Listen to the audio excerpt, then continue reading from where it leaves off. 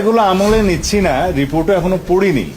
তাছাড়া আমি যতটুকু শুনেছি পত্রিকান্তরে, সেটা ওখানে বলা হয়েছে যে তারা একটা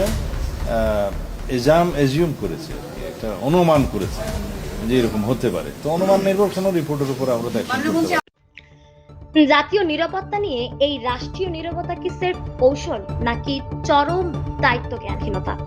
আন্তর্জাতিক গোয়েন্দা সংস্থা ও জাতিসংঘের প্রতিবেদনে যখন দেশের ভেতরে নিষিদ্ধ জঙ্গি নেটওয়ার্ক পূর্ণ ঘটনের এক ভয়াবহ চিত্র উঠে আসছে, তখন দায়িত্বশীলদের নীরব ভূমিকা নাগরিকদের মনে গভীর আতঙ্ক ও ক্ষোভের জন্ম দিচ্ছে।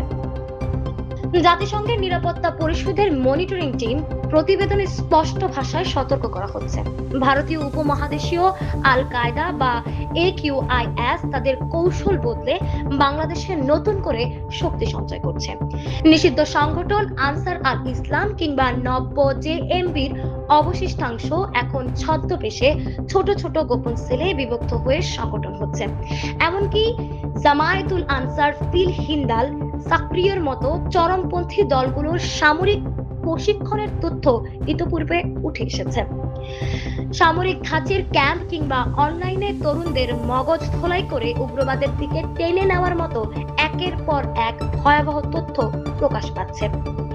এত কিছুর পরও কর্তৃপক্ষের প্রতিক্রিয়া কেবল এক বাক্যের অস্বীকৃতি। এসব তথ্য অনুমান নির্ভর।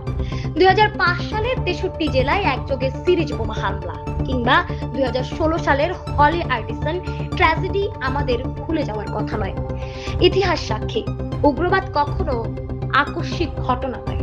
প্রশাসনের শিথিলতা, নজরদারির অভাব ও নীরবতার সুযোগ নিয়েই এরা শক্তি সঞ্চয় করে। একের পর এক মুক্ত চিন্তার লেখক ও ব্লগারদের নৃশংস হত্যার পরও তদন্তের ধীরগতি এবং বিচারিক দীর্ঘ সূচনাকে অপরাধীদের বারবার পার পেয়ে যাওয়ার বার্তা দিয়েছে। আজ যখন আন্তর্জাতিক মঞ্চ থেকে স্পষ্ট হুমকি ও জঙ্গি তৎপরতার তথ্য তুলে ধরা হচ্ছে, তখন সরকারের এই নির্লিপ্ততা ও দায় এড়ানোর প্রবণতা অত্যন্ত বিপজ্জনক। কোনো বড় ধরনের দুর্ঘটনা না ঘটা পর্যন্ত কি প্রশাসনের এভাবেই হাত গুটিয়ে বসে থাকতে হবে?